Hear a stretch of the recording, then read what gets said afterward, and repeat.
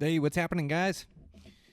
So, this is Eastman's Life of a Bowhunter. So, today, I'm going to sit down, do a solo podcast. Dan Picard and I are just running so crazy. We're mid-September here, and I didn't have a chance to connect for a podcast, but I promise next time we'll have both of us on here, catch up on all our hunts. So, I'm just recording this, so I'm good to go. Right now, we're sitting at September 10th. So, we'll do an update on the season and talk about what's important here as we're mid-season and hopefully get you guys some motivation here to finish strong. So, just thank a couple sponsors and we'll get started. So, I want to thank Goat Knives. I'm so impressed by Goat Knives. So, Travis Nowotny, a good friend of mine, came on board on the podcast. He is giving away a knife every month of the podcast that he sponsors. So you can enter that. All you got to do is follow Goat Knives, follow Eastman's Life of a Bowhunter. We'll put a post on there, comment, send it, or whatever the reply is there. You'll be entered in the drawing. We already gave away the first one. We'll be giving away another. So be looking out for those posts. Follow those pages. Also follow Dan Picard and my personal pages on Instagram as we try to update things there.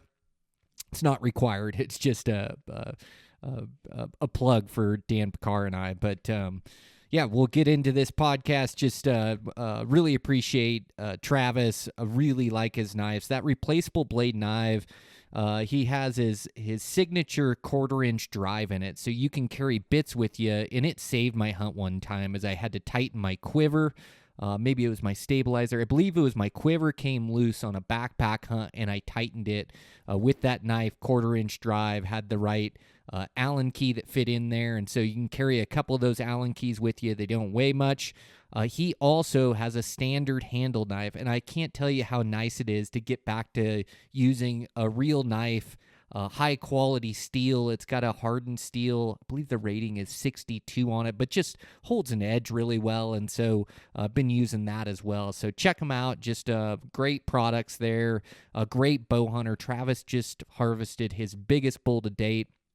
So we'll get him back on this podcast or Eastman's Elevated and have him on one or both. But I want to hear that story of that bull. It's an absolute giant. Also harvested a big mule deer early. The guy's just a killer and an innovator with great products. And I love the orange handles too, so I don't lose those knives. So check those out. Show him some support and some love over there at Goat Knives. I also want to thank Matthews Bows. I couldn't be more impressed by these Matthews bows. This Lift X that I've been using has held the tune throughout the season, multiple different hunts. It's harvested a bunch of animals for me in Hawaii, harvested an antelope, which we'll talk about today. And it's just been a great shooter. I'm shooting as good or better than I ever had. So, just finished up a big high country mule deer hunt or a mule deer hunt, and now back and you're just checking my zero and everything. And gosh, it's been through the dust and debris and riding on a side-by-side and rattling around, and the thing just shoots perfect. So can't wait to get it out on elk here, which will be my next hunt coming up. But check these guys out.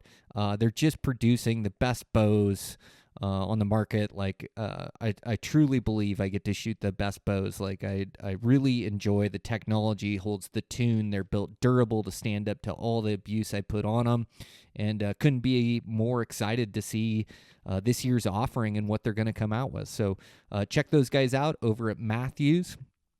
And, if you're interested, just shoot them against other bows and see how they fit. I think the best selling feature of their bows is the forgiveness nowadays. They're just so dead in the hand. They aim so good. Like their hold is really good. Their draw cycle, they just shoot really well. So check those things out over at Matthews. With that, check out everything we're doing at Eastman's. We've got those new videos on Eastman's Hunting TV on YouTube, or Eastman's Hunting Journals on YouTube there. So you can check out 3 of my hunts from last season. Dan Picard's got a couple hunts on there, including that grizzly charge and then this epic elk hunt. Jordan Brashear's got one on there as well. So, check out all those videos on YouTube, and hopefully we'll be filling some good content for this year as well. You can also check out the magazines, Deer Collective, Elk Collective, everything we do over at Eastman's, over at eastmans.com. With that, let's get into this podcast. So, mid-hunting season, it's always difficult. It's just never a given. So, started the season, we did that Hawaii trip. I talked about that, and then started off antelope hunting. And, man, it's really good. The last couple of years, I've really tried to travel across the state and find the best places to hunt the biggest antelope. And, man, did I hit pay dirt this year. So, went with my buddy Dylan Ness. And, yeah, we were able to put this trip together, and just reminds me, that, every year I'm able to run into epic hunting, but this is about as good as it gets, chasing big antelope, prairie, a bunch of topography, and able to make it happen there on a great antelope. So, it wasn't cut and dry like the first one I found and made a play on. So, what happened was we showed up over there, and man, we had another buddy with us, and he had never hunted antelope before. He was one of Dylan's friends back in the Midwest, great bow hunter, and so he was kind of first up for stalks, and made it happen right away on a buck, and it was like a goofy horn buck. And, yeah, able to get an arrow in him, and then had to finish him off there, and so we started off 1 for 1, and so Dylan and I were hunting, and Dylan's just such a good friend and so selfless. Like, he really wanted me to kill a big antelope, so he kept sending me on these stalks, and he was getting some plays as well. And yeah, it just wasn't cut and dry. Like, had some plays on some good bucks. We had this one super prongs that I was playing on, and it was really fun just putting on a lot of miles in this prairie, just seeing them way off and playing this game of cat and mouse, trying to get a shot on this buck. And gosh, every time I thought I had him and he'd be right in front of me, I'd make a move and then he'd be gone, and I'd catch him 500 yards down the ridge or in a different spot. And it happened to me a handful of times. And finally, my last approach, he took off like all the way across, like, over by the main road. He ended up way over there. So, but able to play the game for like a couple hours on this buck, which made it really fun. Came back, had a quick move on another one that was crossing the ridge with some does. That one didn't pan out, and so we're just in the mix trying to make it happen. And had a play on this another one we called Ric Flair the next morning. He was in a perfect spot, made a play, had him down below me and headed up this ridge, went to cut him off, and man, he was just gone. And finally catch him about a mile away, and he was on some private that I couldn't get to, but I just couldn't believe that was even the same buck, because he was right in front of me, inside, 150 yards working up my direction, and but just gone.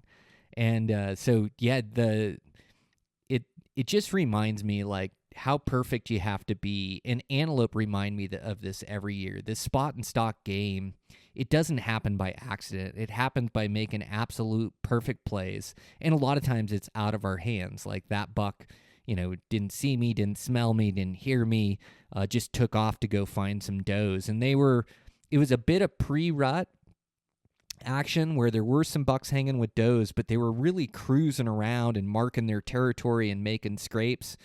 But just absolutely epic hunting. Like, reminded me of the good old days hunting antelope with multiple plays and then just giant bucks. And this is actually a spot that Dylan developed last season, so I should say that he's put in a lot of the work to find this place and brought me over there. So, yeah, it's just amazing.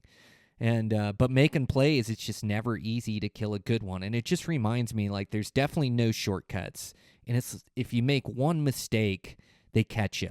And my plays were pretty true. Like, I made good plays on these bucks, but I just, like, had that deal where it's like they kept, being one step in front of me or not making the right move, and crawled in on another buck.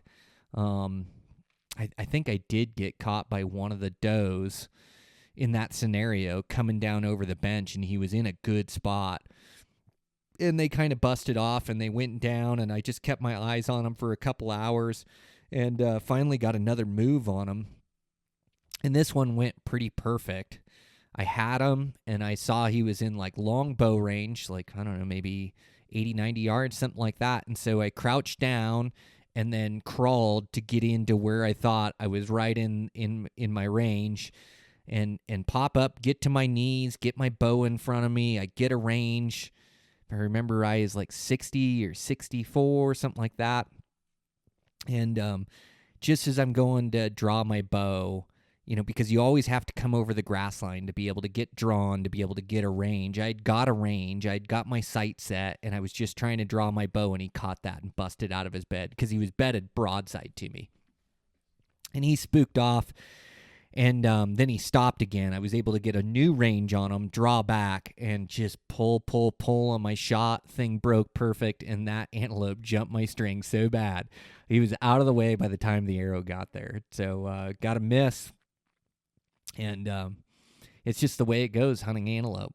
You finally get everything right. It's a buck I want to shoot, and ducks the string. So we kept hunting hard. Dylan was up for the next stock, got him on a play.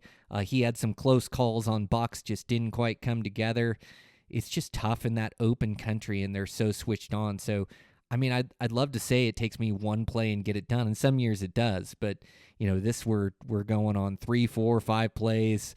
At least cat and mouse in this bucks. I don't know how many stalks he counted as, but definitely like 3 different bucks I had made plays on. And Dylan had gone for a stalk on a buck, and so I went to go check a different area and came back and saw a great buck working these does.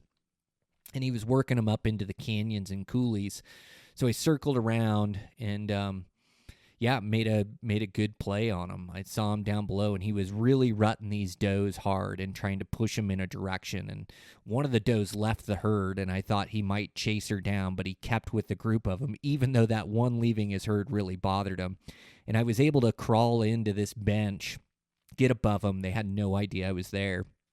And then I just let them feed down below me. I was thinking they'd work into me a little bit. I was in like a bit longer bow range there. And all of a sudden, the does start to head back out into the flat prairie out there, and the buck was following them, and I thought, well, it's now or never. I was kneeling, but had a really good range, and then able to execute a great shot. The buck did move at the shot, caught him back a little bit, but that evolution just did damage on that thing. He pretty much ran out and died within 30 seconds. He was toast. And my buddy, 2 buddies got to watch the whole thing go down. They were on the vantage point and caught me on the stalk, and then they were able to watch the shot.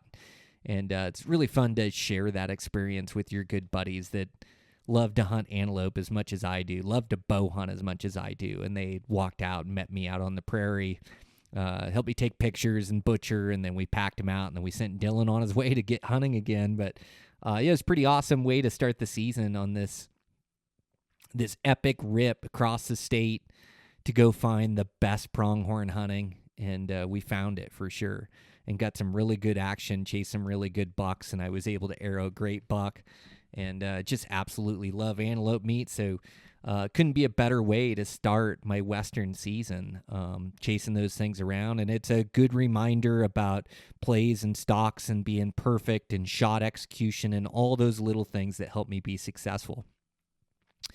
Dylan hunted hard the next day. We tried to help him get stalks, and he was making plays on great bucks, and it just didn't come together. And then, fast forward, called it a trip and headed home. Got that buck butchered up. I'm getting ready for another mule deer trip, and then Dylan rips back in there the next weekend and arrows a great buck, and it looks cartoonish big. You'll have to check it out on his social media, but he killed it. I believe it was like an 1/8 inch or a 1/4 inch under 80. It was 79 and change. He's killed some great bucks, but yeah, what a buck. I mean, I think it's 16 inches tall or something. Just a great one. So he went out there, got it right, arrowed a great buck in that area that we were hunting, and couldn't be more stoked for him. So good on him getting it done. So that's the way we started the season, with a couple antelope down.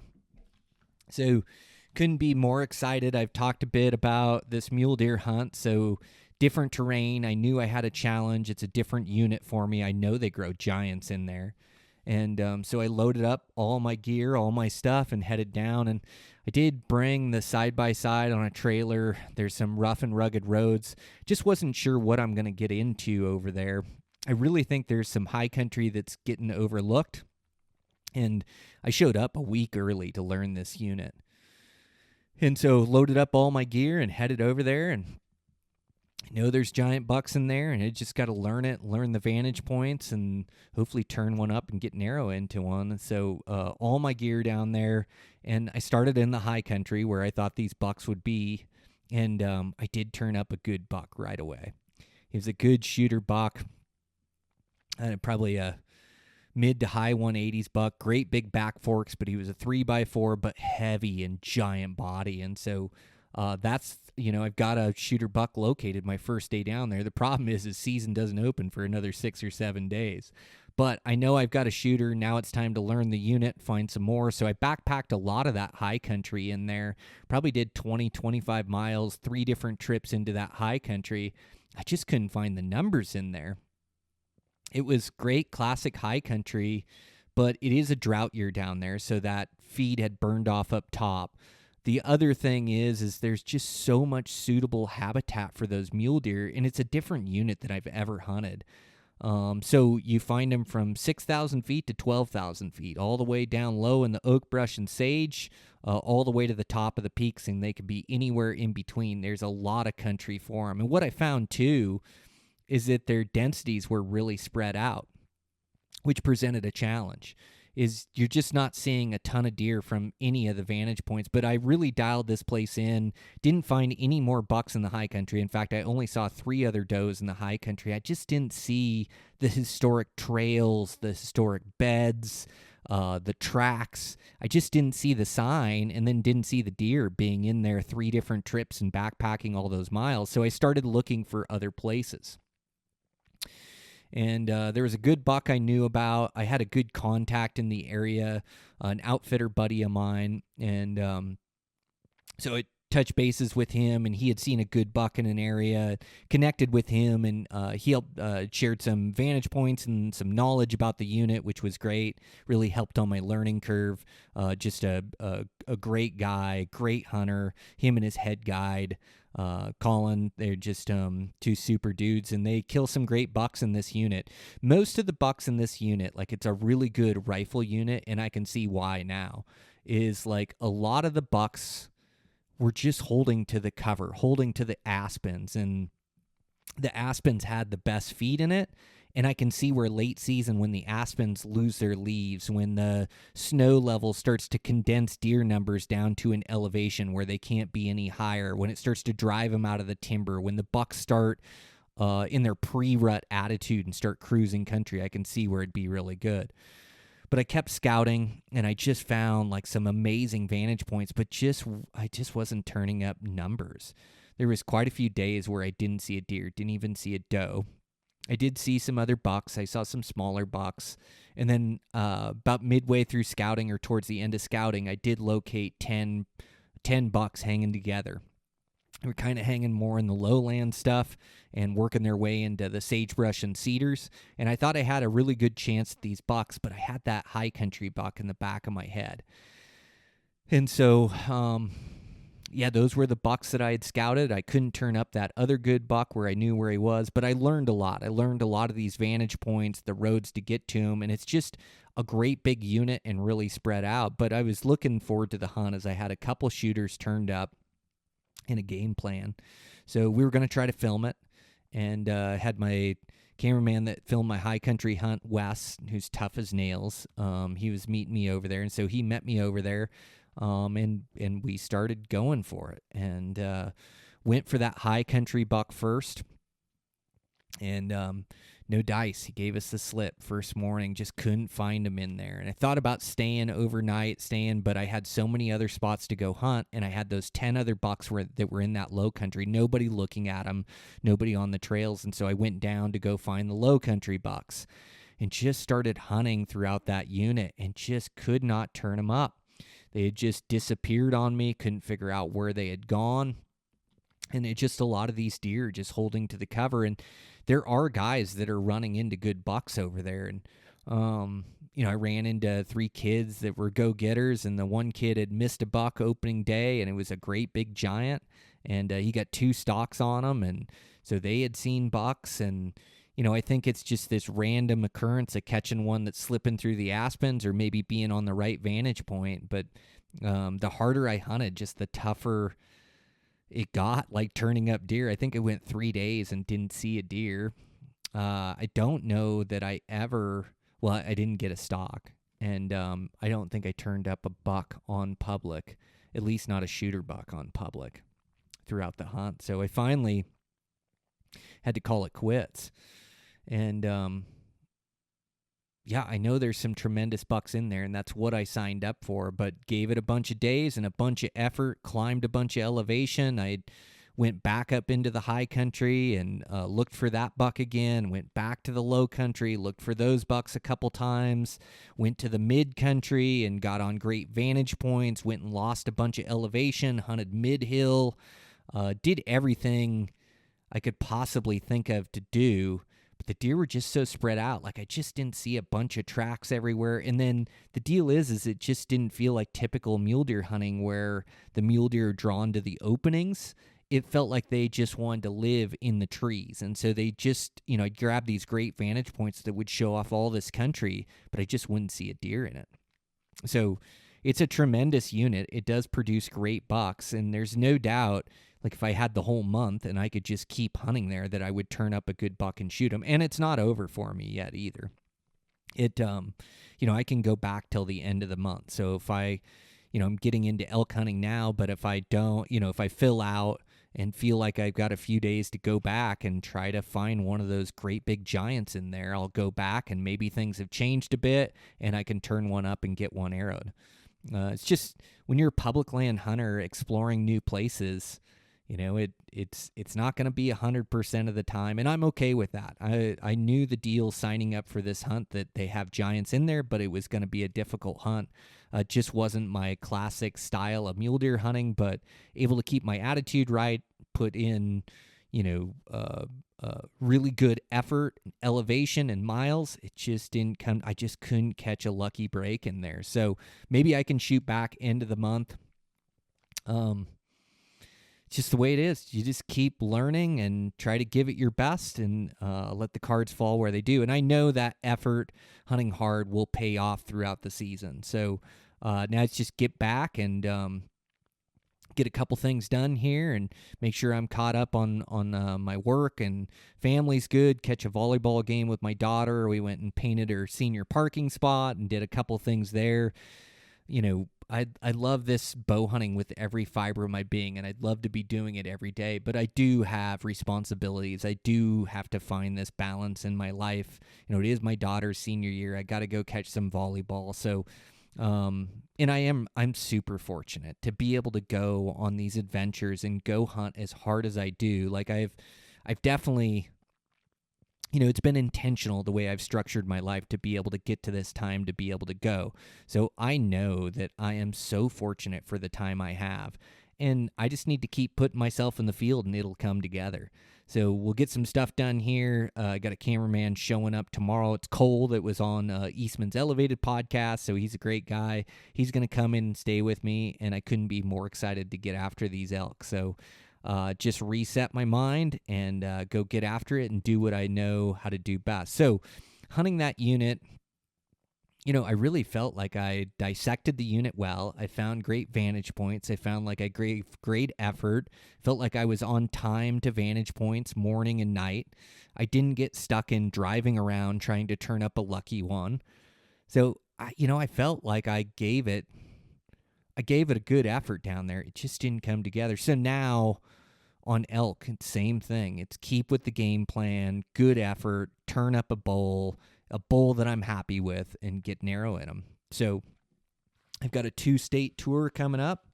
Got my laundry all done. Got my gear pretty much packed. Been shooting the bow like a madman, keeping sharp. And just time to get after him. And I think, if nothing else, in my bow hunting career, like, persistence has been my number one tool. Is just to keep after him, keep creating days, keep trying to make something happen. It's amazing what comes together when I just keep putting forth effort. So now we're September 10th. I'll take off. I'm going to pick him up from the airport, and it's going to be straight into the deep end. We'll load up the backpacks and head in tomorrow night. Might have some backpacking tomorrow night late, and I'm really excited to get back. Not like get back to my roots, but just get back to like a backpacking style hunt. It just fits me. And so, yeah, I'm going to get after it here and get after these elk, and just remember that persistence is key. I'm doing what I love to do, and that's spending time in the mountains and having big adventures. And really, my season's just starting.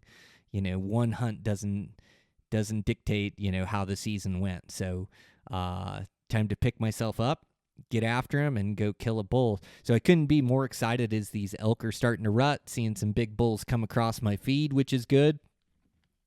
And so, yeah, get this gear together and get out of here. So it does drive me nuts this time of year to have a few days off. Like, I start getting pretty stir crazy and just want to make the most out of this month and this season, and make sure that I'm giving full effort. So I think, finding these locations, finding these spots is crucial as well. And so even though I know where I'm elk hunting, I've been glassing morning and night, like just getting out, putting glass to the hillside, trying to turn up some elk, and already turning up some bulls and some spots, so I have something to go on, some intel to go on. So I think that's crucial. I'll glass again tomorrow morning early, and try to see where these things are as we'll be going in tomorrow evening. So I think I've got a pretty good plan. And then we'll just be covering country trying to locate a good bull. I do think that rut is starting to get going. Not a lot of years, it's the 12th or even the 15th before they get going around here. It seems like the rut's kicking off. I don't know if the rut's early this year or if I'm just catching bulls in some pre-rut action, but there's definitely some bugling, and it seems like some rut action going on. So, yeah, I think it's just too important to remember this mindset going into it. I knew this was going to be difficult this year. Now I'm in the heart of it, and it's just time to put that effort forth. And then when I do finally get a play, like to go on a long hunt like that with all that scouting and all that hunting, and to not get a stalk, to not get a play, even the game is like, a little bit frustrating. Like, that's what I'm there for. So I couldn't be more excited to get a play on a critter, to tell you the truth. So I just want to earn an opportunity. So start cruising this country, still continue to do all the little things, being at the right vantages at the right time. If elk aren't there, continue to move. I've got to locate them, put myself into elk to kill an elk. And I think, when this podcast comes out, like, I think this information, like, should be exactly what a lot of guys need to hear. Like, success rates across the West, like even in the best units, are 20-30%. Sure, if you've got a great elk unit, maybe 40-50%, but most elk units are going to be below 20% harvest. So, to be one of those guys that harvests a bull, like, you have to put forth next level effort, and it isn't going to come easy. So maybe you guys have been on trips, you guys have been elk hunting, you've had close calls, or it hasn't come together. Just remember, persistence is deadly. Keep your mind right. Keep putting forth effort. Keep squeezing a couple days out whenever you can get it, whether it's a weekend or hiking in a Friday or taking off a Monday after work. Like, persistence is deadly. Like, keep putting forth the effort.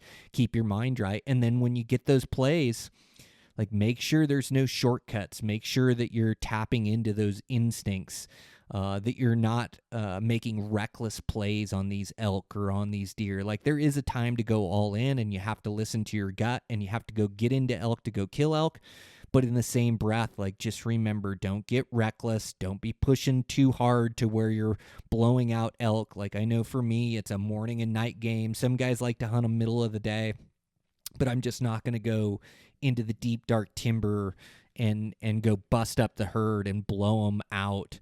Like, I want to play the game, and I play the game best when they're in their feeding features and they're on their feet, or wait till you can get that bull to respawn. Like, typically I'm all spot and stock. I will have a couple calls with me this year, and whether it's a couple cow calls or if it is the right scenario, I'm not afraid to work on those things. I say that now, and then I'll I'll be no calls like I am every year. It just works for me chasing those herd bulls. I just can keep the element of surprise, and I can be real tactical of when I'm going to move in and when I'm not, and keep tabs on that elk where he beds, and make a plan for where he's going to feed out. Like, just using those elk hunting instincts. And that goes for calling, that goes for spot and stalking, just really tapping into the highest level of instincts that I can get, playing that wind right. And just the main thing is like not getting reckless, but taking what the elk will give me. Also, I've got some great muley hunts coming up. I've got a mid-season muley hunt. I've got a couple rut hunts. So, I've got a lot of mule deer hunting in front of me. I've got a lot of elk hunting in front of me. I've got the heart of my season coming up. So I think these few days, like as much as it's drove me stir crazy, it's also gives me that drive like a fighter getting hit in the face. It's like, okay, you knew it wasn't going to be easy this year. You knew you weren't hunting an easy mule deer unit and you were going to have a challenge. Now you're in it. So, while I'm in it, I've worked so hard to have this fitness level that I have. I've worked so hard to have this mentality, to have this shooting skill set, which my days off, I have been shooting like a madman. And I'll finish this podcast and I'll be shooting some more. I have got that bow shooting so good. So I know that I've got that feather in my cap, or I know I've got that skill set to be able to execute a great shot. And I'm thinking about my execution because I know all these hunts come down to making a good shot. So I'm trying to do my visualizations, making sure that my shooting is dialed, because I may only get one chance at the bull I want to kill or the buck I want to kill. And I want to make sure I put that perfect arrow into him for a quick, clean kill. And so just really focused on that. I'm going to work hard not to force any bad angles, not to force through any brush, no big movements to get that shot, like just calm, cool, and collective, like just let it come to me. And I was thinking this morning, like laying there and woke up, early before when I had to be up to go out glassing, and just laying there, just thinking, let success find you, let it come to you. Like, keep working hard, keep pushing, but it'll happen. I will get my chances. I know I'll get stalks. I know I'll get plays, and then to be at my very best when I do get a stalk, to be at my very best when I do get into range, waiting for that bull to get to the right angle, waiting for him to be clear of the brush, knowing the trajectory of my arrow and how to miss limbs and to put that arrow into that bull. So yeah, I mean, that's where my mind's at. That's what I'm focused on. And yeah, I just know that's the headspace that I have to be in to be successful. I've played this game long enough to know that it's not over until it's over. Keep putting forth effort. So just remember it. Like, this is going to come out mid-September. You guys are going to be pushing hard, and I always remember that, whether I'm finishing a house, whether I'm finishing a hunt, finishing a season, as I want to finish strong and finish as strong as I started. And my season's just getting going. It's September 10th. And I know I've got a couple bomber elk hunts to go on. I've got mule deer hunts to go on. Just want to be at my best. And so I've got that playbook of places that I want to go check out. And in the same place, I'm going to get new information. I'm going to glass elk up in spots and go, oh, I think I need to change my plan of that playbook. I wanted to backpack into here, but I see elk there. And then try to learn and try to transpose that information. Like, every year it is tapping into the current year of what these elk are doing, what the current mule deer are doing. And just like that first hunt, like it is problem solving, and it is like really tapping into the information you're gathering on a unit. And so I'm going to continue to be out morning and night if I'm not in country, and gathering that intel. And then as I'm in country, like really paying attention to where I'm hearing bugles, where the tracks are, what elevation am I seeing the elk at, what side of the hillside, like what face, are they on north sides, are they on south sides? Just try to put all that together to keep myself into critters and to keep getting opportunities. So yeah, I couldn't be more excited. Like, I can't wait. I'm super fired up. Dylan's going to come down and elk hunt a bit, which will be really fun. And we got plans. I'm going to take a quick rip here. My cameraman's going to show up. We're going to do like a quick 2-3 day backpacking mission and go cover a bunch of country here. and then I'm going to come out, catch a volleyball game, and be going in with Dylan, cameraman, see if we can't get it done. Backpack into some country where it's been good to us before, so we'll see if there's some elk in there. But if not, I'm not afraid to move that camp. I'm not afraid to go mobile or do whatever I've got to do to find these things. And we've actually got a storm rolling in. So we're going to get some rain. We're going to get a cool down. And a lot of times in my experience, this fires the elk up. So this should really be the start of peak rut behavior. Like I say, September 10th, going to go in for like a 2-3 day rip. And then by September 13th, we'll be backpacked into a new area. And that's usually when things really kick off. So couldn't be more excited. I want to keep to my goals as well. Not settle. Like I know, we have to take opportunities as they come, and sometimes good bulls present good opportunities. And not that I need a world record elk or a world record mule deer, but I do want to stick to my guns, and I know that I'm dangerous with a tag in my pocket and time on my hands. So I just want to hunt. And if, there's some hunts that I don't fill out on, that's fine. Even that first mule deer hunt, that's fine.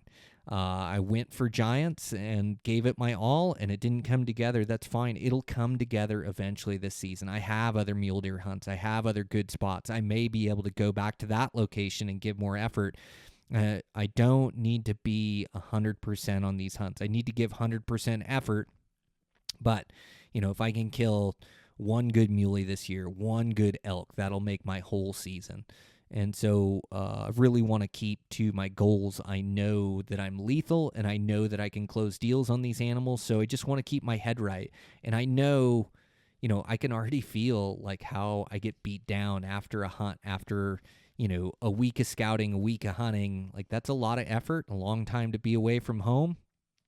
I feel that headspace that I start to get into where I'm a bit beat down or a bit discouraged, and just got to remember, just keep myself up. Like, I'm living the life I want to live. Like I am getting to enjoy the backcountry. I'm getting to enjoy the critters. I'm getting to push myself and challenge myself to really see what I'm made of and what I'm capable of. And the more you put into something, the more it means to you. And so, like putting forth this maximum effort, keeping my head right and going after it, like it's going to mean more when it does come together for me. And I just know I've been here enough times, and I'm always able to put a good season together. So there's no doubt that I'll be able to do it this year. Like the other part of it is like just having confidence in myself, confidence in my skills, confidence in my knowledge. And then put maximum effort, and you put those couple things together, and success will find me, and success will find you guys as well. So, just got to keep fired up and keep pushing here. This few day break is good for me. So, just recalibrate and get back after them. So there's some good bulls in the mountains. They're going to start bugling, and I know I got a lot of fun left in this season, and I'm just grateful that I have the time to be able to do this, and grateful that my body's in such good shape that I'm able to push in the mountains hard. Like not everybody has the freedom of time. Not everybody has the fitness level. So I'm definitely one of the lucky ones, and I get to do what I truly love to do and take on a difficult challenge. If it was easy, we just wouldn't be as driven. We wouldn't have to work as hard. It wouldn't mean as much. We wouldn't love it the way we love it. So it's meant to be this way. It's meant to be this hard. And really, I should appreciate, like, the harder it gets, the more it's going to mean when I achieve my goals and achieve my success. And that can go for this year. That can go for next year. I mean, any year. It's like I just know that the more I put into, the more it's gonna mean to me. And so I'm happy it is difficult, and just ready to get back after it, to get these legs rested up. Well, I've actually been working out as I'm just stir crazy as I get home. So I've been scouting, working out, shooting my bow, just making the most out of these few days, spending good family time, getting stuff done at work, getting this podcast out to you guys so I have the whole month of September to hunt. So yeah, I'm doing all the right things, and success is going to find me for sure. So keep after them. Hopefully you guys still got some good hunts coming up. It's like part of the fun and part of the enjoyment is just being right here, right now in the heart of fall and be able to go hard. And then, it's also the enjoyment of getting to spend time with the people we enjoy to be around. So being able to spend time with my really good buddies out in the mountains and have good laughs. I do like that dark humor. Like Wes is pretty good at it, my cameraman for that first mule deer hunt as well. Like he's such a go-getter and a good hunter himself. And so it's fun to theorize with him where we're going to go, but then that dark humor of not seeing deer for 3 days or not finding a buck, but we just keep pushing hard. But I kind of get a good chuckle out of that. Like humor really helps me keep pushing on these things and keep waking up early, sleep deprived, going hard. Like this is what I think about all year long. And now here I am in the middle of it. September 10th. Couldn't pick better dates to go hunt elk. I've been waiting a whole year to go do this again. So it's time to leave it all on the field. Maximum effort, maximum plays, like the smartest plays I can make. Like this is the backcountry test. See what I'm made of and see what I'm capable of and go in the mountains and go survive. And with this weather coming in, couldn't be more excited as this will kick off the rut. Pretty good. So hopefully you guys got some hunts still coming up, or if you're still on a hunt, remember to keep that attitude right, keep that good mental state, keep putting maximum effort in, and success will find you. And and enjoy your time out there. Enjoy your time with buddies. Enjoy the wild landscape, the adventure, being able to push ourselves, like soak it all in, like the enjoyment's in the journey, not kneeling behind a dead bull, even though that sounds pretty good right now. But, that's part of it. But really the fun is like the journey and being in it and getting that excitement, hearing those bugles and chasing bulls. And they don't all come together. My buddy Dan was just chasing a great bull he sent me a video of, and he wasn't able to kill him. But part of the fun is like just having a chance at some of those next level critters, and they're crafty, they're switched on. Sometimes you make every move you can think of and you play your instincts right and it still doesn't come together, but eventually it does. Eventually it comes together and you're able to loose a good arrow. And that's the combination of like all the effort and everything you've put in the last year or in a lifetime towards killing that great bull or that great buck. And so just remember, that's like the high of highs of bow hunting, and that's what we're striving for sure. But it is the journey, spending good time in the mountains, pushing ourselves, time with buddies. And, we're the lucky ones just to have time to go hunting. Our families support it, and so I've got a lot of good things going and a lot of people on my side and on my team, and just drives me to be at my very best and see what I'm made of here. So can't wait. All right, guys, I'm going to pack up these bags. I'm going to get out. So just a little mid-season checkup, maybe a bit of a therapy session for me to let you guys know what's going on in my world, and I'm starting elk season. So hopefully by the time you guys hear this podcast, there's a big bull on my feed that I've arrowed, and I'm after mule deer, or I'm after another bull, or who knows where I'm at in this part. But I know right now, September 10th, I'm pretty fired up to get after it. So, keep your guys' heads right. Keep putting forth maximum effort. Enjoy it along the way. And make sure to shoot me a message when you air that big buck or big bull, because it's going to happen. So thanks for listening in, guys. Make sure to show some support to Goat Knives. You can save 15% off of Goat Knives with the promo code LBH15. You can also enter that drawing to give away that custom tour or that custom chamois knife. I did get that custom chamois, and it's a really good knife. So make sure to check those guys out over at Goat Knives. Pumped for Travis, his best bull to date. Shot a great buck early. The guy is such a consistent, well-rounded talented bow hunter and also a great innovator. So check out Cutter Knives. Make sure to check out Matthews Bows. So pumped with this Lift X. I just put it through hell and back on this last trip.